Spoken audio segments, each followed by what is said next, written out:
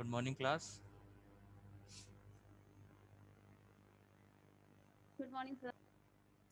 Good morning class.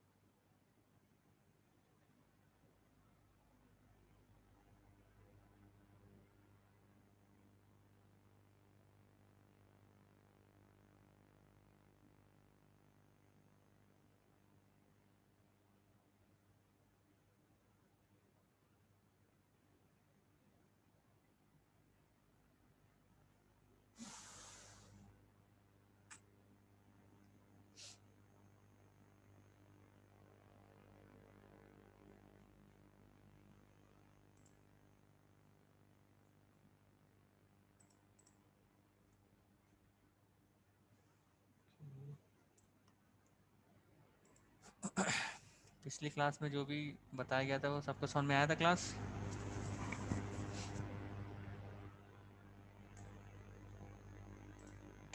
Yes sir. Okay.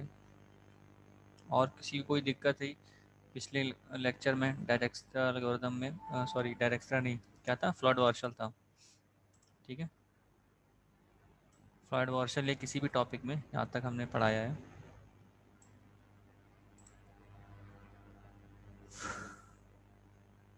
तो आज start करते हैं ट्री, लास्ट यूनिट. ठीक है, ट्री के लिए एक ट्री भी एक डेटा स्ट्रक्चर है. जैसे आप लोग को स्क्रीन दिख रही है सभी को ये? Yes, sir. ओके. ट्री एक डेटा स्ट्रक्चर है जिसमें हम लोग अपने एलिमेंट्स को स्टोर करते हैं और इसमें भी हम लोग वही सारे ऑपरेशंस इंसर्ट, डिलीट, ट्रैवर्सिंग वगैरह करते हैं. जैसे अभी तक हम लोग ने जो भी डेटा स्ट्रक्चर पढ़ा था, array, link list, stack, Q, graph, उसमें हम लोग अलग अलग तरीके से डेटा को इंसर्ट करते हैं. जैसे अभी तक जो स्टैक, क्यू, लिंक लिस्ट वगैरह, एरेज से सब लीनियर वे में डेटा को स्टोर करते हैं. ठीक है, लेकिन जो ग्राफ और ट्री है वो नॉन लीनियर है. ग्राफ तो पूरा पूरा नॉन लीनियर डेटा स्ट्रक्चर है. ठीक है, उसमें हमें एक स्टार्टिंग वर्टेक्स चाहिए होता है, उसी के अकॉर्डिंग हम लोग इसको स्टार्ट करते हैं. ट्री में स्टार्टिंग वर्टेक्स जैसा कोई रूल नहीं होता, इसमें एक फिक्स नोड होता है, उसी से ही पूरा ट्री हम लोग ट्रैवर्स करते हैं. ठीक है, ट्री जैसे कि यहाँ पे दिख रहा है, ये एक ट्री का एग्जांपल है जिसमें 1 2 3 4 5 6 7 8 ये डेटा स्टोर है, इंटीजर टाइप का डेटा है. ठीक है, ये एक जनरल ट्री एग्जांपल है. जनरल ट्री बोलें या ट्री बोलें, लेकिन हम लोग को इसमें क्या पढ़ना है, बाइनरी ट्री के बारे में पढ़ना है. बाइनरी ट्री हुआ, बाइनरी सर्च ट्री हुआ, एवीएल ट्री हुआ, बी ट्री हुआ, इस तरह के बारे में पढ़ना है. तो मेन जो हम लोगों को पढ़ना होता है वो बाइनरी ट्री पढ़ना है. तो ये एक जनरल ट्री का एग्जांपल है. इसमें हम लोग एक डेटा को लेवल में स्टोर करते हैं. जैसे इसको हम बोलते हैं, जहाँ पे 1 स्टोर है उसको बोलते हैं लेवल 0. नाश्ता नहीं की हो तो नाश्ता कर लेना चाहिए. 2 और 3 को क्या बोलेंगे, लेवल उसको +1 बोलेंगे. ठीक है, फिर इसके बाद एक और लेवल नीचे आएंगे तो ये लेवल क्या हो जाएगा, 2 आ जाएगा लेवल, देन लेवल 3. इस तरह से हम लोग इसमें लेवल वाइज काम करते हैं. फर्स्ट लेवल में कुछ डेटा होगा, सेकंड लेवल में कुछ और डेटा होगा, इंक्रीज होगा, थर्ड लेवल में बढ़ेगा, फोर्थ लेवल में बढ़ेगा. इस तरीके से लेवल्स उसके बढ़ते रहते हैं. इसी तरह से हम डेटा को इसमें स्टोर करते हैं. ठीक है, तो ये ट्री एक non linear hierarchical data structure है that consist of nodes connected by edges. यहाँ पे जब हम लोग ग्राफ पढ़ रहे थे तो हम लोग ये 1 2 3 को क्या बोल रहे थे, ये हमारे वर्टेक्स हैं. और ये हमारी एजेस हैं। लेकिन जब हम ट्री की बात करते हैं तो यही हम इन्हीं वैल्यूज़ को नोड्स बोलते हैं, NODES, जैसे नोट्स यहाँ पे लिखा हुआ है। ये हमारे नोट्स हो जाते हैं 1 2 3 4 5 6 7 8, ये हमारे नोट्स हैं। और इनमें डेटा भी स्टोर है इंटीजर फॉर्मेट में 1 2 3 4 5 6 7 8। कैरेक्टर डेटा भी स्टोर कर सकते हैं ABCD के फॉर्मेट में, ठीक है। डेटा का फॉर्मेट वही रहेगा, एक ही टाइप का हम डेटा इसमें डाल सकते हैं।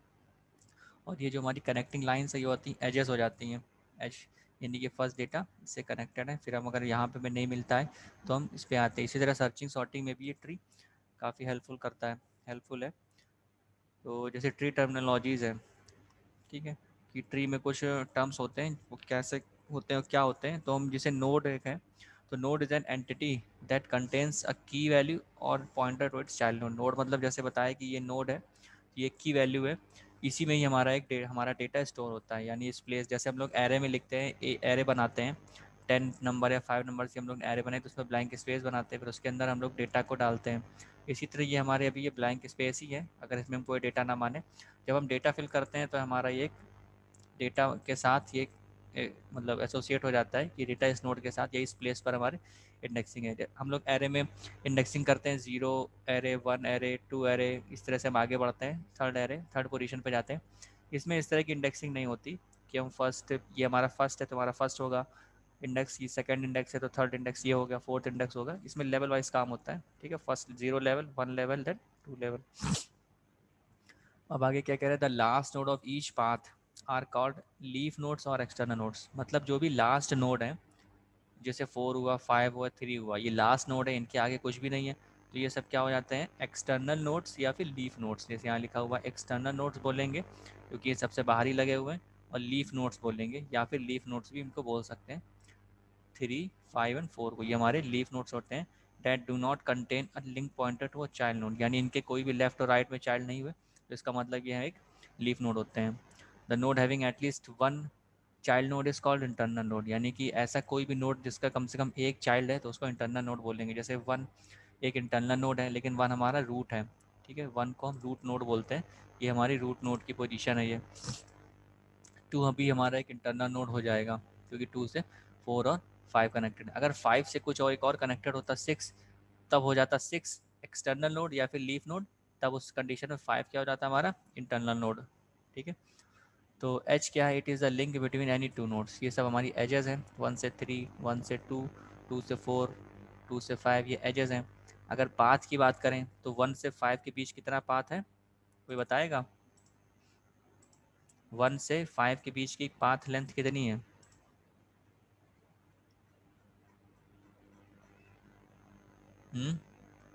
नोड 1 और नोड 5 के बीच की पाथ लेंथ कितनी है?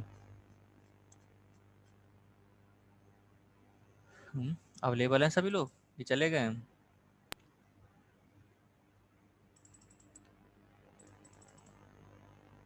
मेरी आवाज़ आ रही है सभी को? कुछ यस नो तो बोलो। Yes sir. तो बताइए, 1 से यस 5 के सर। बीच की 1 से 5 के बीच की पाथ लेंथ कितनी होगी? सर 2 होगी क्या? 2 होगी। और कोई answer?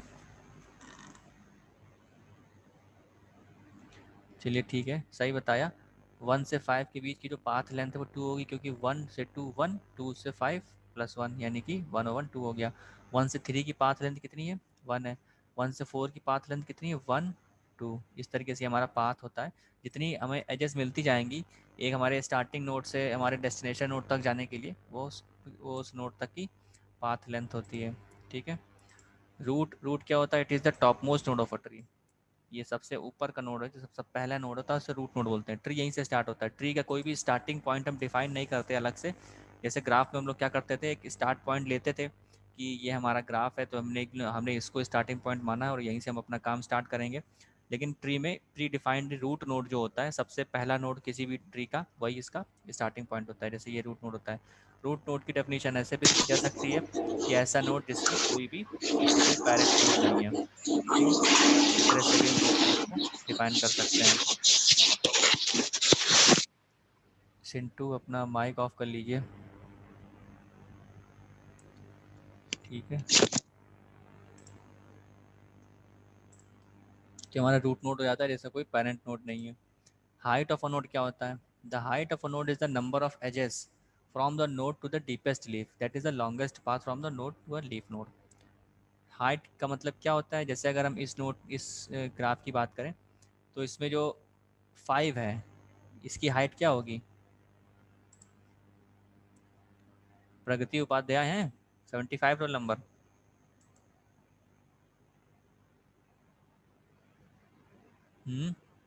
Priyanshi Raman 81 roll number. सब गायब हैं। Ravi Verma 88 roll number. Yes sir. कौन है रवि? ओके रवि बताइए जी सर। 5 की हाइट क्या होगी? 5th नोड की हाइट? सर मैक्स 2 होगी सर। 2 हाइट। ओके और कोई आंसर बताना चाहेगा 5 की हाइट क्या होगी? Riya Gupta 91 roll number.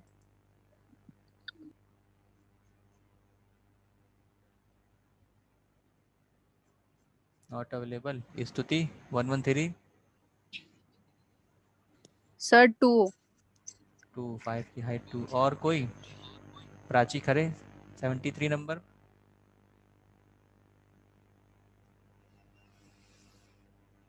Syed Ali 118 roll number.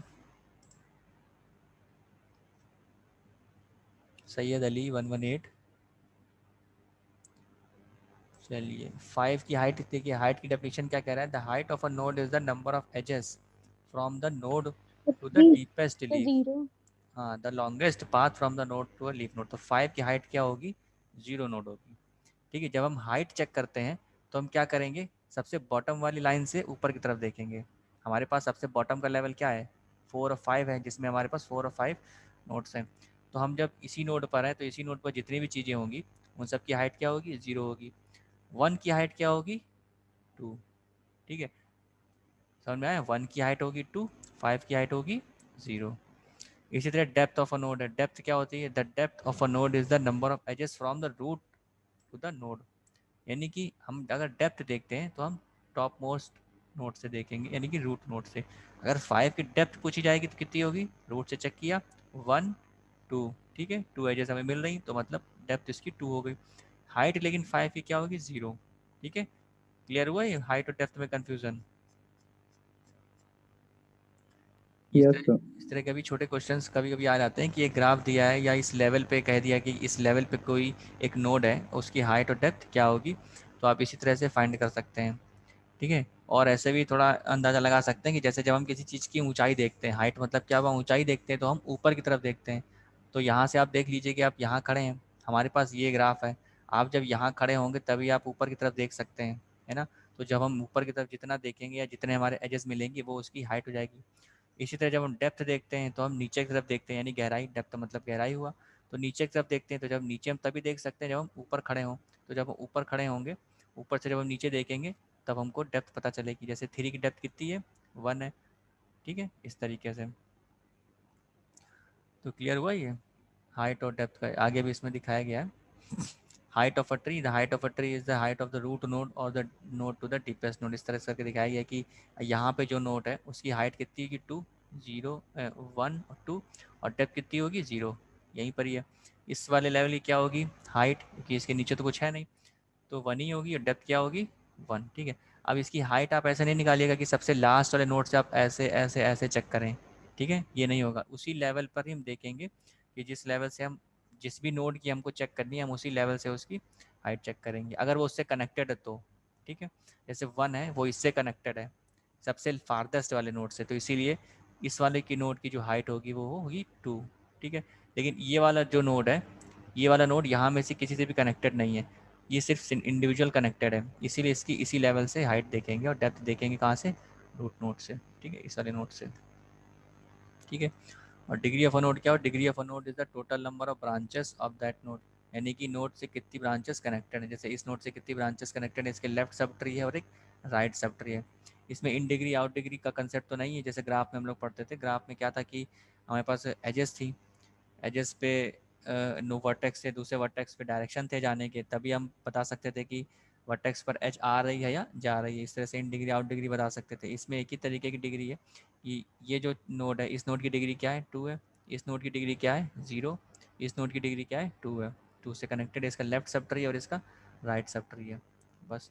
Forest क्या होता है, forest of a collection of disjoint trees is called forest. यानी कि अगर हम कोई एक ट्री लें, ठीक है, उसको अगर हम कुछ पार्ट्स में डिवाइड कर दें तो वो हमारा एक फॉरेस्ट बन जाता है, या कलेक्शन ऑफ ट्रीज फॉरेस्ट होता है। नहीं, फॉरेस्ट को अगर हम ऐसे भी कहें कि फॉरेस्ट या जंगल क्या होता है, तो जहाँ बहुत सारे पेड़ होते हैं वो हमारे एक जंगल जिसको हम बोलते हैं, थोड़ा घनापन जिसमें होता है वो एक जंगल होता है।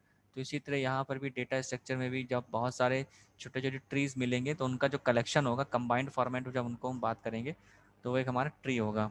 ठीक है, you can create forest by cutting the root of a tree है, यानी कि यहाँ से कुछ हटा दिए या कुछ और हटा दिए तो जितने जितने बनते जाएंगे उनको हम फॉरेस्ट अपना कलेक्शन ऑफ ट्रीज बना सकते हैं। इस तरीके से हमको कुछ ट्रीज पढ़ने हैं। इसमें बाइनरी ट्री हो गया, बाइनरी सर्च ट्री हो गया, एवियल ट्री हो गया और बी ट्री हो गया। ठीक है, यहाँ तक समझ में आया क्लास सभी को?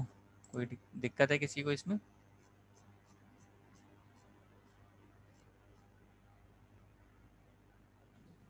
सर एक बार ये वाला बता दीजिए, creating forest from a tree. Forest, forest का मतलब क्या है, कलेक्शन ऑफ ट्री। अभी हम लोग इसी ट्री से ऊपर बात कर रहे थे, तो इस ट्री को थोड़ा सा इन्होंने ब्रेक कर लिया है। जैसे कहा गया कि अ collection of disjoint tree is called forest. ठीक है, एक ट्री है, उसको हमने कुछ पार्ट्स में ब्रेक कर लिया, यहाँ से वन हमने हटा लिया। ठीक है, वन को हम रख सकते थे अलग, वन भी हम रख सकते हैं अपना। तो जो कलेक्शन ऑफ ट्रीज हो जाएगा वो होता है फॉरेस्ट। यानी कि देखिए ये एक ट्री है, 2 है, 4 है, 5 है और 3 भी एक ट्री है। 3 ट्री क्यों है, कोई बताएगा? ये ट्री है या ग्राफ है? एक सिंगल नोड ट्री होता है या ग्राफ होता है, कोई बताएगा?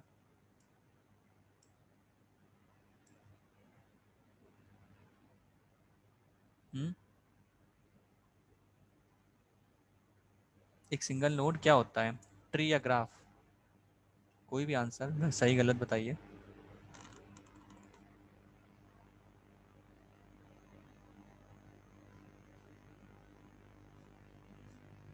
सर ट्री ही होगा शायद। ट्री ही होगा, क्यों ट्री होगा, मतलब उस अपने रीजन भी बताइए क्यों ट्री होगा।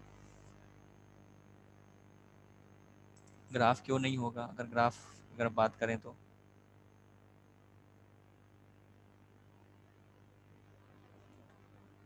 और कोई answer? Shefali 98 number,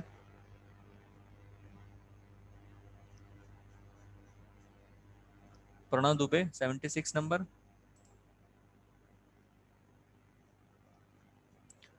no answer, available है कि नहीं है सब? सब ट्री होता है। ट्री होता है, क्यों ट्री होता है?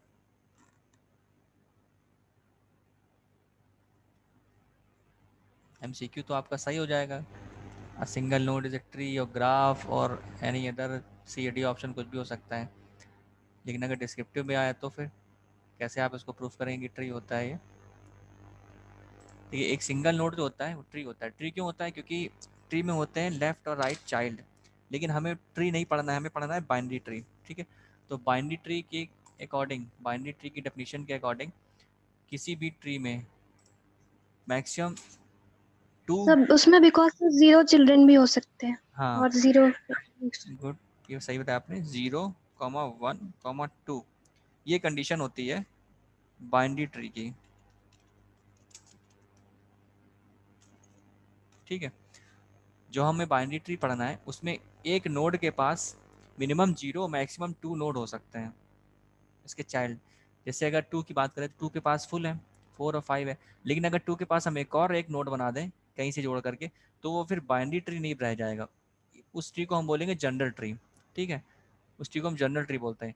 अब जैसे सिंगल नोड की बात करें तो इसके पास क्या है, लेफ्ट और ना राइट है, 0 है, तो ये भी हमारा एक बाइनरी ट्री। इसलिए सिंगल नोड जो होता है वो ट्री होता है या बाइनरी ट्री होता है। ठीक है, जैसे कि हम लोगों ने ऊपर देखा था, ये एक जनरल ट्री था। इसमें देखिए लेफ्ट ये रहा, राइट ये रहा। ठीक है, 2 के लेफ्ट में ये रहा, 2 के मिडिल में ये रहा। तो जनरल ट्री हम कैसे भी बना सकते हैं, left middle right centre up and down कैसे बना सकते हैं। ठीक है, लेकिन जब हम बाइनरी ट्री की बात करते हैं तो बाइनरी ट्री प्रॉपर इसी तरह से बनेगा जो इसमें आपको स्क्रीन पर दिख रहा है, 1 2 3 4 5 नोड वाला। ये हमारा बाइनरी ट्री। देखिए 1 है, 1 के 2 चिल्ड्रन है, 2 और 3। तो 2 इसके लेफ्ट सब ट्री है, 3 इसका राइट सब ट्री है। सब ट्री मतलब एक पार्ट ऑफ ट्री। फिर हम 2 पे आते हैं तो 2 का लेफ्ट सब ट्री 4 है, 2 का राइट सब ट्री 5 है। ठीक है, तो ये सारी प्रॉपर्टी को फॉलो कर रहा है, यानी कि मैक्सिमम 2 है और मिनिमम 0 है। अगर 5 का एक और भी हम बना दें चाइल्ड क्या लेफ्ट या राइट में, तो भी वो बाइनरी ट्री कहलाएगा, क्योंकि 0, 1 और 2 के बीच में ये वेरी करता है, इसलिए ये हमारा बाइनरी ट्री कंडीशन है। और जनरल ट्री में हम कुछ भी बना सकते हैं, 0, 1, 2, 3, 4, 5, 6 कितने भी ब्रांचेज उसकी हो सकती हैं। लेकिन जो बाइनरी ट्री है उसमें सिर्फ लेफ्ट होता है और राइट होता है, सेंटर में कुछ भी नहीं होता है, सेंटर में हम लोग कोई भी एज नहीं बनाते हैं। तो इस तरीके से हम बाइनरी ट्री को डिफ्रेंशिएट करते हैं। इस तरह से एक कोई भी अगर सिंगल नोड या वर्टेक्स दिया हुआ है वो आपका ट्री ही होता है। और ग्राफ इसलिए भी नहीं होता है क्योंकि जो ग्राफ की डेफिनेशन होती है वो होता है graph is a collection of what, graph is a collection of, graph is a collection of nodes and edges या वर्टेक्स एंड एजेस। तो आपके पास वर्टेक्स तो है लेकिन एज नहीं है, ठीक है, कनेक्टिंग एज है ही नहीं, इसलिए ये ग्राफ नहीं है, ये ट्री है, ठीक है। 2, 4, 5 ये क्या ग्राफ है, कोई बताएगा? ये जो 2, 4, 5 बना हुआ है बाइनरी ट्री, क्या ये ग्राफ है?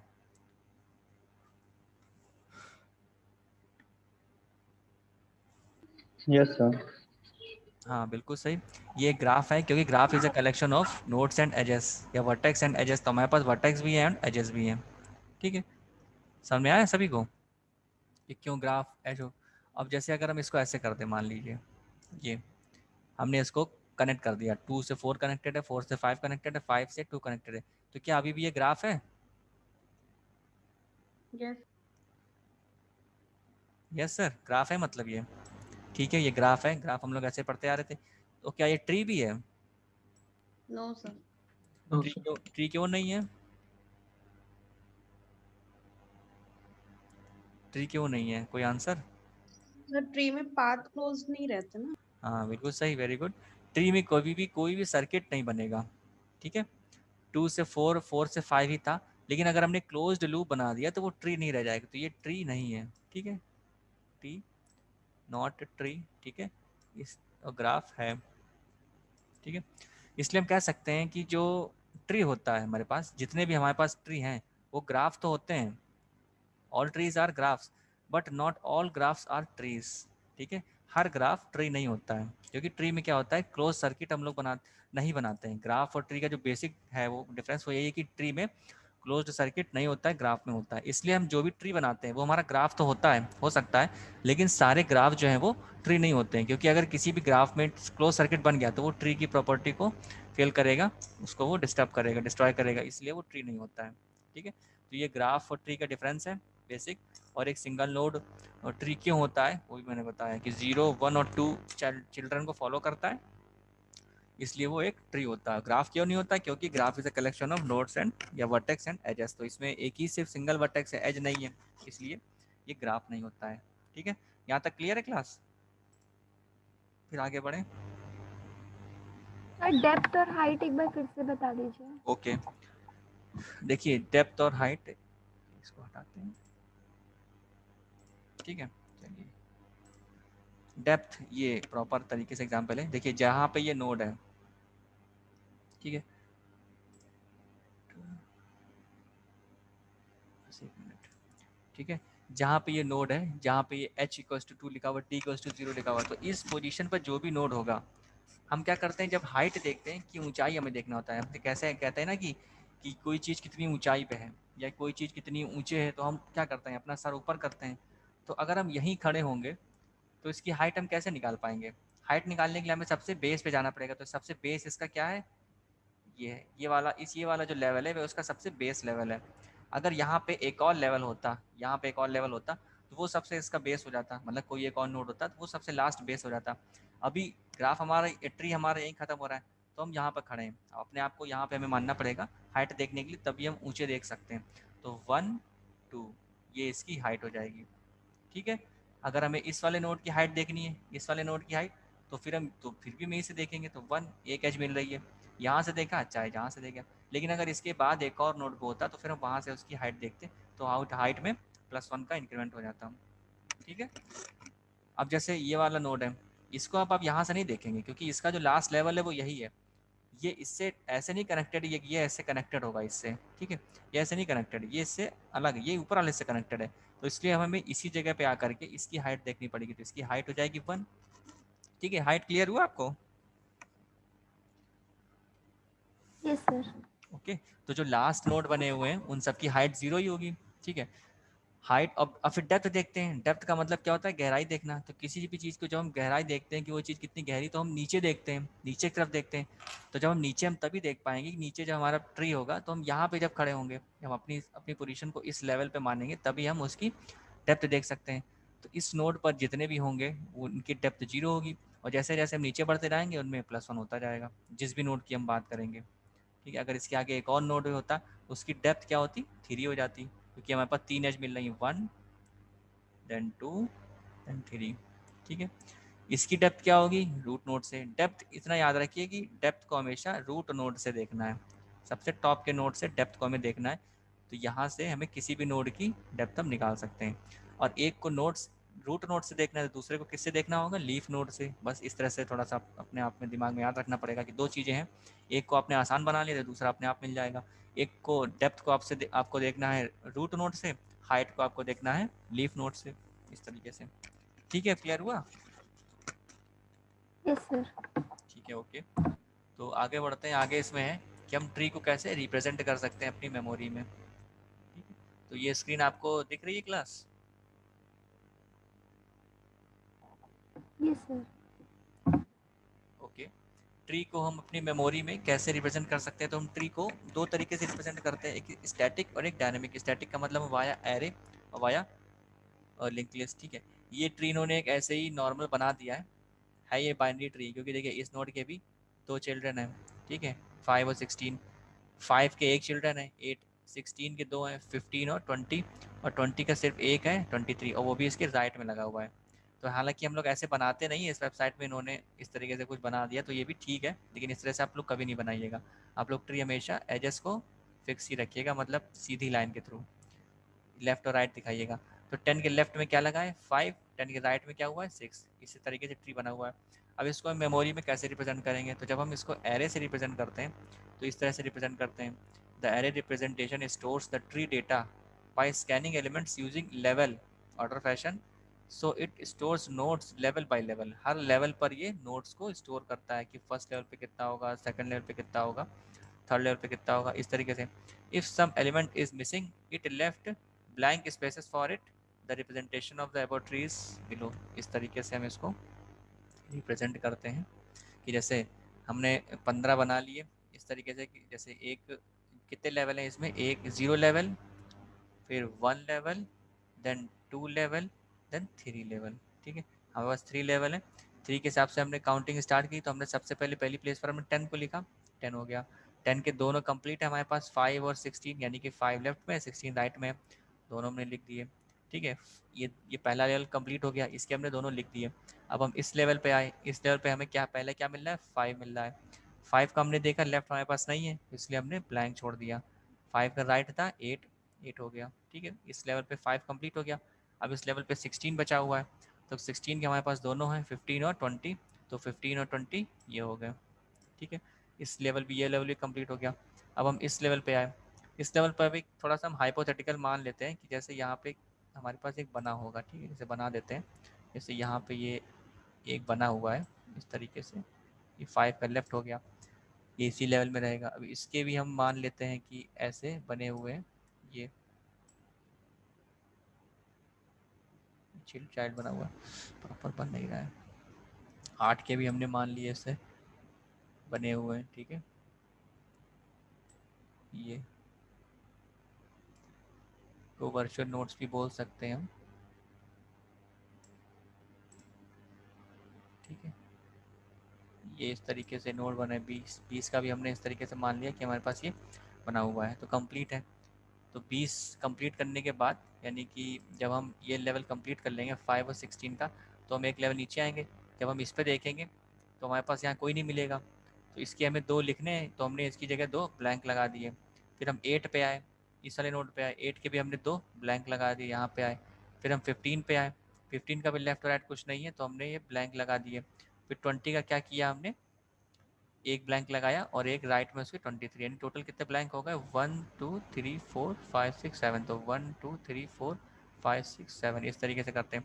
हालांकि और ज़्यादा ट्रेडिशनल वे में इसको भी नहीं लिखते हैं, क्योंकि ये लेफ्ट स्पेस क्या बता रहा है, ये सब इस वो मेमोरी मतलब हम एरे का स्पेस तो ज़्यादा बना रहे हैं, लेकिन हम इसमें एलिमेंट्स कम डाल रहे हैं, यानी कि तो आखिरी में एक ट्रेडिशनल वे क्या होता है, हम इसको सभी को श्रिंक कर देते हैं, यानी कि 10, 5, 16, फिर 8, 15, 20, देन 23, इन सबको एक साथ लिख देते हैं ताकि हमारा जो स्पेस है वो बच जाए।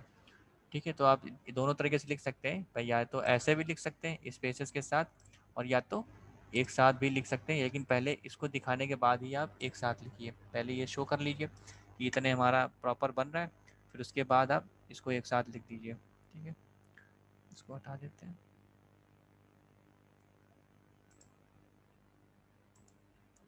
ठीक है, अब आता है लिंक लिस्ट रिप्रेजेंटेशन। यहाँ ये बताया गया है कि the index 1 is holding the root, it has 2 children 5 and 16, वही जो हम लोग ने बनाया वही लिखा हुआ है।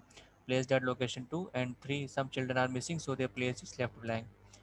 इन this representation we can easily get the position of 2 children by one node of one node by using this formula, कि चाइल्ड 1 जो है वो क्या होगा, 2 इंटू पेरेंट, पेरेंट के लेवल का, प्लस चाइल्ड 2 जो होगा वो 2 इंटू पेरेंट प्लस 1 इधर आ जाएगा, उसकी पोजीशन यहाँ पे हो जाएगी।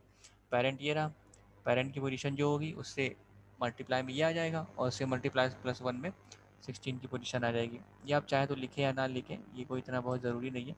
इस तरह से बस बना के दिखा सकते हैं कि एरे रिप्रेजेंटेशन में इस तरह से हम टी को रिप्रेजेंट करते हैं। ठीक है, और दूसरा है लिंक लिस्ट रिप्रेजेंटेशन। देखिए जो ऊपर ट्री बना हुआ है 10, 5, 8, 16, 15, 20, 30, 23 का, इसी तरीके से हम ट्री बनाते हैं। ट्री में हम 3 डेटा इस्तेमाल करते हैं। ये जो फर्स्ट आपको दिख रहा है ये डेटा फील्ड है, लेफ़्ट क्या हो जाएगा, लेफ़्ट चाइल्ड के लिए, राइट हो जाएगा राइट चाइल्ड के लिए। अब 10 के पास दोनों थे, लेफ़्ट और राइट दोनों, तो 10 के लेफ़्ट वाले पॉइंटर से 5 कनेक्ट हो जाएगा, और राइट वाले पॉइंटर से 16 कनेक्ट हो जाएगा। सोचिए ऐसे ऐसे समझिए कि जैसे लिंक लिस्ट बनी हुई है, आपने पहले लिंक लिस्ट क्रिएट किया, पहला नोड क्रिएट किया, फिर उसके बाद एक दूसरा नोड क्रिएट किया 5। ठीक है, 5 को आपने 10 के यानी कि जो पहला नोड बनाया था, ये रूट नोड मान लेते हैं, तो रूट के लेफ्ट में अटैच कर दिया। ठीक है, और 16 को क्या किया, रूट के राइट में अटैच कर दिया, यानी कि root to right equals to 16th node, या इस वाले नोड को हम जो भी नाम देंगे इस तरीके से 10 के दोनों फिल हो गए। फिर हमने देख रहे हैं कि 5 के पास क्या है, लेफ्ट नहीं है, राइट में 8 है, तो इसका लेफ्ट में कुछ नहीं, तो इसके लेफ्ट में नल आ गया, राइट में क्या है 8 कनेक्टेड है। ठीक है, तो इसलिए इसका राइट वाले 5 प्लस होगा 8 वाले वैल्यू वाले नोड का। अब 8 के पास न लेफ्ट न राइट है, इसलिए यहाँ पे नल पॉइंटर। ठीक है, इसी तरह 16 के पास दोनों थे 15 और 20, तो दोनों इसके लेफ्ट और राइट में अटैच हो गए, यानी ये फील्ड फिल हो गई। 15 के लेफ्ट और राइट में कुछ नहीं था, तो ये हो गया लेफ्ट और राइट दोनों नल। 20 पे आ गए, 20 के लेफ्ट में कुछ नहीं था, नल हो गया। 20 के राइट में 23 था, तो यहाँ पे ये फील्ड ये अटैच हो गई। अब 23 के ना लेफ्ट में ना राइट में कुछ नहीं, इसलिए यहाँ पे क्रॉस क्रॉस यानी कि नल पॉइंट। ठीक है, इस तरीके से हम इसको ट्री में रिप्रेजेंट करते हैं। स्ट्रक्चर कैसा लिखते हैं, स्ट्रक्चर नोड इंटीजर डेटा, फिर struct node star left, struct node star right, बस इस तरीके से लिखते हैं। जैसे हम लोग डबल लिंक लिस्ट में क्या लिखते थे, इनके स्ट्रक्ट नोड इंटीजर डेटा, फिर स्ट्रक्ट नोड स्टार नेक्स्ट, फिर comma struct node star previous, इस तरह से लिखते थे। तो वहाँ नेक्स्ट का था और प्रीवियस का था, यहाँ भी हम लोग नेक्स्ट टू प्रीवियस कर सकते हैं, लेकिन जब हम ट्री के बारे में बात करते हैं तो हमारा लेफ्ट और राइट चलता है, तो हम उसको पॉइंटर को अपने बदल सकते हैं लेफ्ट में और राइट में, इस तरीके से हम लिखेंगे। फिर नोड बनाने के लिए वही नोड वाली लाइन, अगर हम पहला नोड बना रहे हैं root node, then root equals to node star malloc size of node, node create हो गया, नोड की रूट की डेटा फील्ड में डेटा आ गया, और रूट के लेफ्ट में एक और नोड बना के कनेक्ट किया, रूट के राइट में एक और नोड बना के कनेक्ट किया। इस तरीके से ये काम करता रहता है आगे। तो ये रिप्रेजेंटेशन होता है, अगर पेपर में जैसे आता है कि and also show what is tree and also show the in memory representation how we can represent tree. तो ट्री के बारे में पहले आप बता सकते हैं कि जैसे ट्री क्या होता है, ट्री के बारे में बता दिया। एक जनरल ट्री, ये जनरल ट्री का एग्जाम्पल है। ठीक है, और बाइनरी ट्री का एग्जाम्पल क्या है, ये है जिसमें हमारे पास हर नोड के पास 0, 1 या 2 चिल्ड्रन होते हैं, ये हमारी बाइनरी ट्री कंडीशन होती है। अब हम इसको रिप्रेजेंट कैसे करते हैं मेमोरी में, तो ये दूसरा वाला हो गया। ठीक है, दूसरा हमारे पास हो गया कि ट्री को हम इसको कैसे मेमोरी में रिप्रेजेंट करते हैं, तो बाय यूजिंग एरे, इस तरीके से बना दिया, हम इस तरीके से एरे में रिप्रेजेंट करते हैं। और दूसरा क्या हुआ, उसी छोटा सा ट्री बनाइएगा तो ज़्यादा आसान रहेगा, एक छोटा ट्री बस यहीं तक के लेवल का, वो ज़्यादा सही रहेगा। फिर उसके बाद हम लिंक लिस्ट के थ्रू हम इसको ऐसे रिप्रेजेंट करते हैं। ठीक है, बस यहाँ तक ये ख़त्म हो जाता है, बाकी इसके आगे स्ट्रक्चर बनाने की ज़रूरत नहीं पड़ती है, अगर बनाना चाहें तो बना सकते हैं। स्ट्रक्ट नोड, फिर इसके अंदर integer data, then struct node star left, comma struct node star right, then semicolon, फिर स्ट्रक्चर बंद, इस तरीके से करके आप सिर्फ इतना ही लिख सकते हैं। ठीक है, देख लीजिए किसी को इसमें कोई प्रॉब्लम हो तो फिर बताएं। अब अपने आप को डिस्क्रिप्टिव पेपर के लिए तैयार करिए, पेपर उसी तरीके से ही आएगा।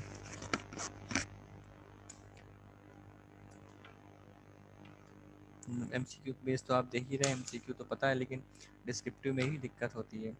दिक्कत क्या, कुछ फ़ायदे डिस्क्रिप्टिव के हैं, कुछ नुकसान भी डिस्क्रिप्टिव के हैं। ठीक है,